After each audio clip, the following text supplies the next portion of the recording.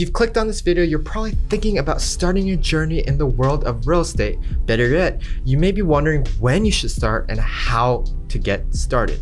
Well, lucky for you, I've been in your shoes before, and let me tell you that there are a lot of emotions that go in with it, and really with anything new, fear of the unknown, anxiety, excitement, and even frustration. But even all of those feelings can't beat how thankful I am to have started my journey about less than a year ago.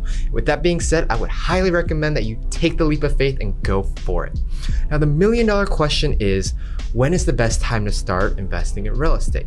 Now, you're probably familiar with the saying that says, it's a time and place for everything, with some exceptions, of course, depending on what you're talking about. The similar idea goes for real estate too. And me personally, I would say that overall, there's never a best time to invest in real estate because you can really and truly never go wrong when it comes to investing in a home. Now, with that being said, I would definitely recommend, especially to the newer investors, that you get familiar and understand the trends of today's current real estate market. This can make a deal better than one or worse than another. And let's face it, no one wants a bad deal for anything. For example, if you go car shopping, you don't just run into the dealership and say, I want that one. Well, I guess if you're really rich, I guess you would. But hopefully you had already done your due diligence by researching beforehand to at least narrow down what type of car you want, considering your budget, of course. And then head over to the dealership and see what your options are and what the financing options are and what deals you can get. Just like this scenario, it's important to know certain things before you make a decision on what you might regret if you don't. And this is where I'm here to help and give you some experienced pointers that you will benefit from. So here are my top 3 tips as to when you should invest in real estate. Now, tip number 1 is to be financially ready. As you may already know, buying a home isn't like buying a candy bar from the store. Buying real estate is a pretty big investment for a lot of Americans. And if you don't know already, a home is actually known statistically to be the most single largest investment that a person will make in their entire life. It's a huge investment, and sometimes that requires a lot of deep considerations. To help you out, I would highly recommend asking yourself these 3 key questions. Number 1, are you comfortable managing debt? Number 2, do you have enough cash for a down payment? And number 3, are you willing to make sacrifices to become a homeowner? Now, if you've had a credit card, you know what it's like to be in debt, and so you probably have a record of how well or even how poorly you've been able to manage that credit card debt. When you buy a home, the better you have been able to manage your debt, the more likely you are to get a home loan. Also, be sure that you have enough financial wiggle room for an emergency fund to set aside.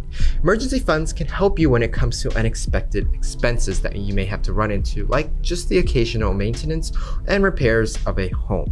In fact, according to HomeAdvisor.com, homeowners spend at least an average of $5,000 on home maintenance and repairs last year alone. So to be safe, try and aim to set aside around 1 to 4% of the home value when budgeting for home repairs. And keep in mind that you may need to save more for older homes. And if you can't tell already, being financially ready and being able to manage your debt can ultimately determine if you'll be able to get a home in the first place.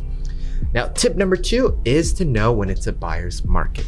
Now, in the real estate world, there are 2 different types of markets. There will be a buyer's market and a seller's market. According to Forbes.com, a buyer's market exists when people who want to buy homes have more negotiating power than people selling homes.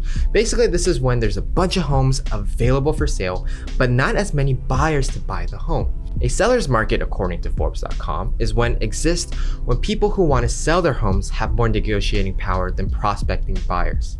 And as the name suggests, sellers would benefit here as there are more likely not enough homes for buyers to pick up and choose from, which we are in currently right now as of 2022 and 2021.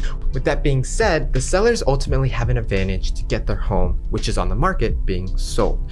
And in most seller markets, homes can be sold quickly and without even renovation that would be needed otherwise. This is a huge perk for sellers, but not for buyers. This in turn would encourage sellers to drive up their home price, potentially cause bidding wars where buyers basically end up competing for the highest price for the home, kind of like an auction.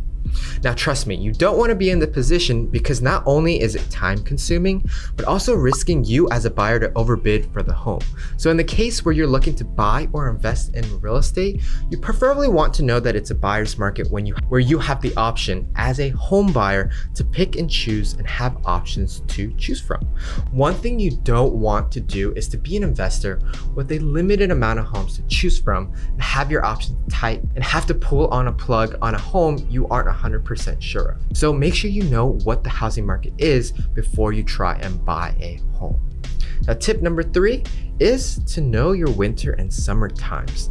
Now, if you're at this point where you're considering everything mentioned, reflecting on your own situation and doing your own type of research and deciding that you're ready to pull the plug on a home, experts say, and even I would recommend, that the best seasonal time to buy a home is during winter and spring.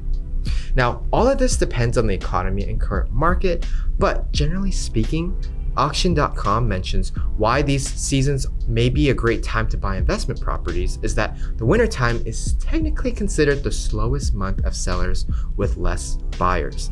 But for buyers, this is a great advantage where your bid on the home can be the opportunity to stand out even more. Sellers will most likely be accommodating to your terms, especially when it comes to negotiating during Christmas time. And also being near to the end of the year, you can also benefit from a few tax benefits too. Investing in the springtime is also great due to inventory.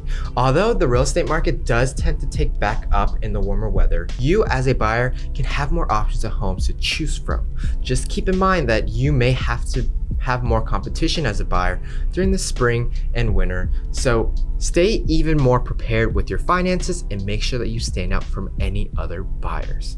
Now, with that being all said, I hope you guys gained some tips, advice, and new ideas on when you should start investing in real estate and what you should consider before taking the leap. If you're interested in building your investment portfolio and starting your journey, drop your questions down below in the comment section below. And if you have some investments or consider yourself a more seasonal investor, let me know where your properties are and how those are doing down in the comment section below. And I'd love to hear your experiences also. And lastly, if you have any additional information or tips added to this video, share them down below. And if you like this video, make sure you guys give it a thumbs up and subscribe to my channel for more content. So with that being said, guys, I hope to see you guys in the next one. Peace.